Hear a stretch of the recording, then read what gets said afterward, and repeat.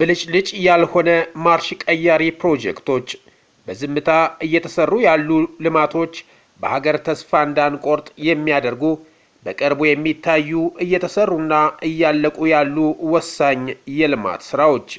አንደኛ፣ ለኢትዮጵያ ብስራት ለጅቡቲ መርዶ የሆነ ፕሮጀክት። ከአንድ ዓመት በፊት እንደ ነዳጅ አውጥተናል እንኳን ደስ አላችሁ ፈጣሪ ይመስገን እንጂ ተብሎ የተረሳው የነበረው የሶማሌላንድ በርበራ ወደብን ይመለከታል።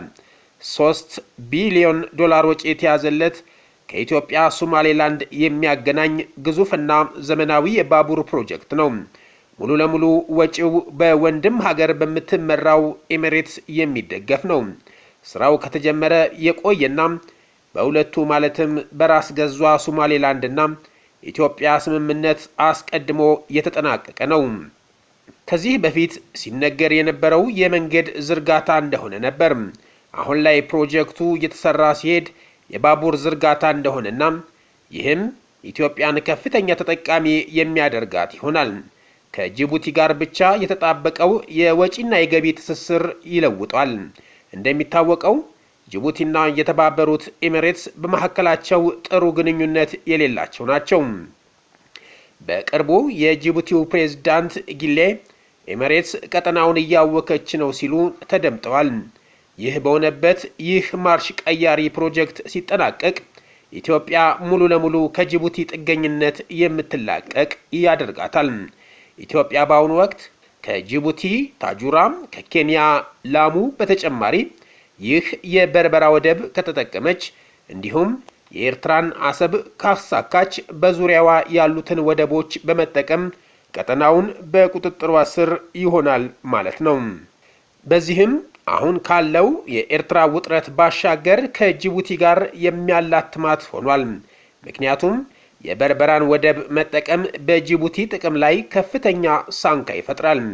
ኢትዮጵያ እስካሁን በጅቡቲ ታጁራ ወደብ የመጠቀም ሙሉ መብት አለኝ ብትልም ጅቡቲ ወደቡን አሳልፋ ለሳውዲ ሰጥታታለች። ይህ አይነት ሴራም ኤርትራም አሰብን ለሳውዲ አቀብላለች። ኤሚሬትስ ከበርበራ 51 በመቶ የምትጋራ ሲሆን ይህ እውን ሲሆን ከወዳጇ ኢትዮጵያ በበለጠ ተጠቃሚ ያደርጋታል። ለዚህም ይረዳት ዘንድ 3 ቢሊዮን ዶላር ወጪን መሸፈን አስፈልጓታል። ሳውዲ፣ ኤሚሬትስ፣ ቱርክ፣ ኢራን እና ኳታር በቀንዱ ላይ በከባድ ሁኔታ እጃቸውን ከቷል።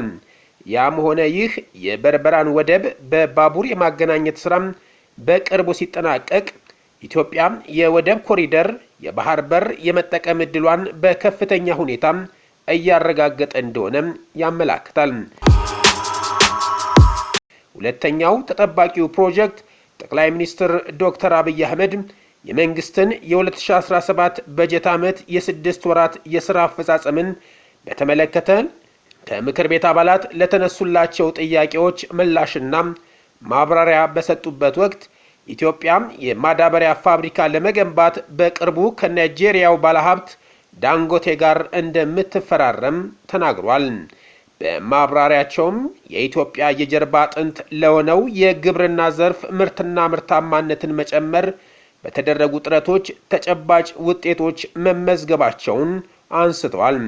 ይሁንና በተለይም ከአፈር ማዳበሪያ አቅርቦትና ፍላጎት ጋር በተያያዘ አሁንም ድረስ ያልተፈታ ችግር መሆኑን ነው ያስረዱት። ለዚህ ደግሞ መንግስት ዘላቂ መፍትሄ ብሎ ያቀደው ከውጭ የሚመጣውን የአፈር ማዳበሪያ ለመተካት የማዳበሪያ ፋብሪካ መገንባት ነው ብለዋል። ይህም ደግሞ ከታላቁ ህዳሴ ግድብ ቀጥሎ ኢትዮጵያውያን ሊያሳኩት የሚገባ ግዙፍ ፕሮጀክት መሆኑንም አመልክቷል። ጠቅላይ ሚኒስትሩ በፈረንጆቹ ሐምሌ ወር አጋማሽ የስምምነት ፊርማው እንደሚደረግ የገለጹ ሲሆን በቀጣይ 3 ዓመታት ኢትዮጵያ ማዳበሪያ ይኖራታል ሲሉ በንግግራቸው ጠቅሰዋል። ይህ የአፈር ማዳበሪያ ፋብሪካ በጎዴ አካባቢ እንደሚገነባ የጠቆሙት ጠቅላይ ሚኒስትሩ የ3 ቢሊዮን ዶላር ኢንቨስትመንት መሆኑንም መግለጻቸውን ተሰምቷል። ይህ የማዳበሪያ ፋብሪካ ግንባታ ከዚህ ቀደም ሲነገር የነበረ ሲሆን ከ2.5 ቢሊዮን እስከ 3 ቢሊዮን ዶላር የሚገመት ወጪ እንደሚጠይቅ ተገልጿል። ይህ ፕሮጀክት በግብርናው ዘርፍ ትልቅ እገዛ እንደሚያደርግ ይጠበቃል። ሶስተኛው አጓጊው ፕሮጀክት ኢትዮጵያ የጋዝ ምርትን ወደ ገበያ ልታቀርብ ነው። የኢትዮጵያው ጠቅላይ ሚኒስትር ዶክተር አብይ አህመድ ከሚዲያ አመራሮችና የኮሚዩኒኬሽን ባለሙያዎች ጋር ባደረጉት ውይይት ኢትዮጵያ የራሷን የተፈጥሮ ጋዝ ለማምረት ያደረገችው ጥረት ውጤት ሊያመጣ እንደሆነ አስታውቀዋል። ብዙዎች በ2010 ዓ.ም ኢትዮጵያ ጋዝ አውጥታለች ተብሎ የተበሰረው የውሃ ሽታ በመሆኑ ይህንንም የጠቅላይ ሚኒስትሩን ንግግር የተለመደ ነው እያሉ ሲያጣጥሉት ይሰማል። በፈረንጆቹ 2018 ሳይሆን በእኛ 2018 ይጀምራል የተባለ የጋዝ ምርት በዳግም በጠቅላዩ አንደበት በፓርላማ ተነግሯል። በዚህ መሰረት የተፈጥሮ ጋዙ በመጪው መስከረም 2018 ዓ.ም በኢትዮጵያ አዲስ ዓመት ወደ ገበያ ይቀርባል ተብሎ ይጠበቃል።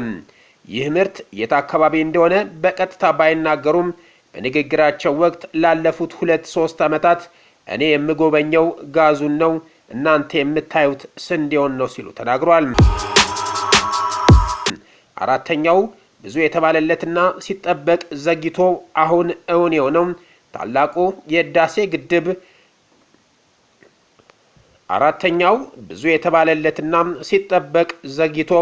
አሁን እውን የሆነው ታላቁ የህዳሴ ግድብ ነው።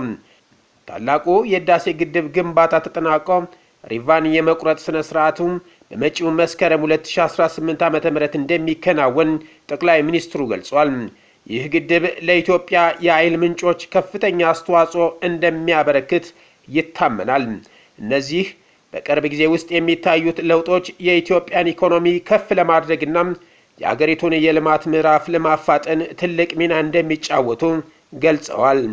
ይሁንና እንደሚወራው የተርባይን መጠኑ ከተያዘለት 16 ወደ 13 እንዲሁም የውሃ መጠኑ ከ76 ቢሊዮን ኪዩቢክ ወደ 40 ቢሊዮን ኪዩቢክ ሳይወርድ አይቀርም የሚሉም አሉ።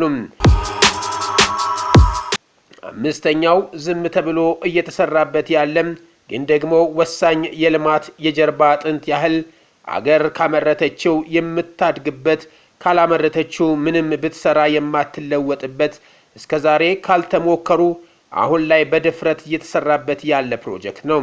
የኢትዮጵያ የሲሚንቶ ኢንዱስትሪ ለኃይል ግብዓት ፍላጎት ከውጭ ሀገራት በሚገባ የድንጋይ ከሰል ምርት ላይ ተመርኩዞ ቆይቷል።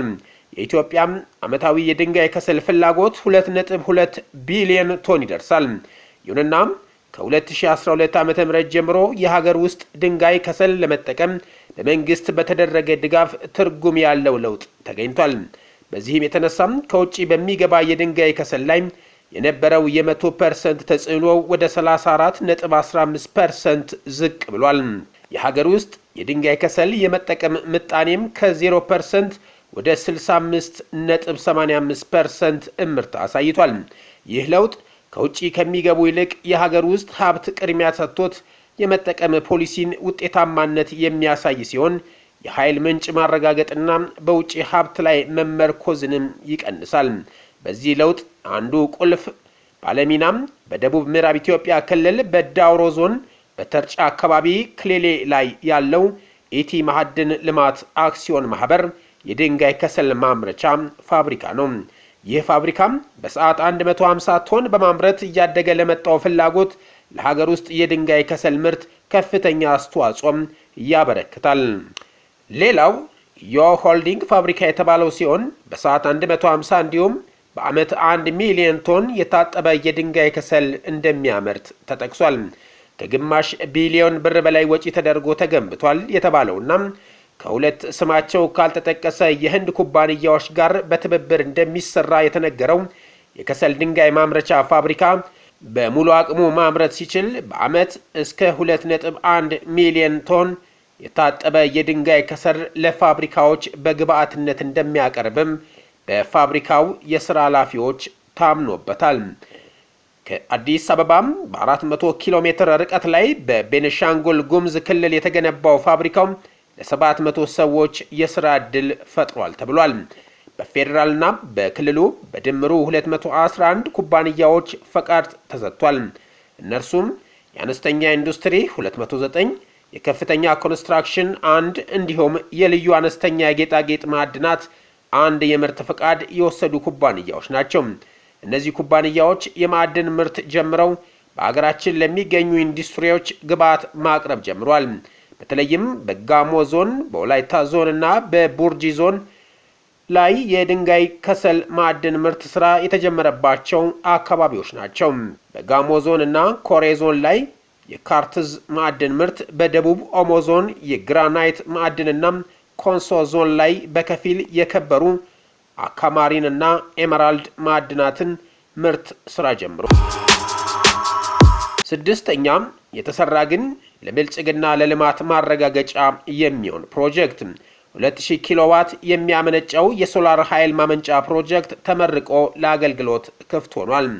ህዳር 3 2017 ዓ.ም በምስራቅ አፍሪካ የመጀመሪያው የሆነውና በሶማሌ ክልል በሊበን ዞን በቦቆላማዮ ወረዳ የተገነባው 2000 ኪሎዋት የሚያመነጨው የሶላር ኃይል ማመንጫ ፕሮጀክት ተመርቆ እያገለገለ ይገኛል። የቦቆላማዮን 2000 ኪሎዋት የሶላር ሚኒ ግሬድ የመብራት ኃይል ስናሳካ አቅም የሆነንን ተባብረን መስራታችን ነው ብለዋል። በኢነርጂው ዘርፍ የሚኒስቴር መስሪያ ቤቱ ትኩረት ከዋናው የኤሌክትሪክ ኃይል ምንጭ አገልግሎት ማግኘት ለማይችሉ አካባቢዎች በፀሐይና ሌሎች የተፈጥሮ ኃይልን በመጠቀም አገልግሎቱን ማዳረስ ነው። በውሃና ኢነርጂ ሚኒስቴር የኢነርጂ ዘርፍ ሚኒስትር ዴኤታ ክቡር ዶክተር ኢንጂነር ሱልጣን ወሊ በበኩላቸው ፕሮጀክቱ በአገራችን ትልቁ የፀሐይ ኃይል ፕሮጀክት እንደሆነ ገልጸው ብዙ የኢነርጂ ፕሮጀክቶች በመጠናቀቅ ላይ እንዳሉም ጠቁመዋል። በአገሪቱ 13 የፀሐይ ኃይል ማመንጫ ጣቢያዎች አገልግሎት እየሰጡ ይገኛሉ። ከነዚህም 3ቱ በሶማሌ ክልል ውስጥ ናቸው። የፀሐይ ኃይል ማመንጫ ፕሮጀክቱ በወረዳው 16500 ካሬ ሜትር ላይ ያረፈ ሲሆን ከ800 ሚሊዮን ብር በላይ ወጪ ተደርጎበታል። ሼልፍ ቲዩብ ነን።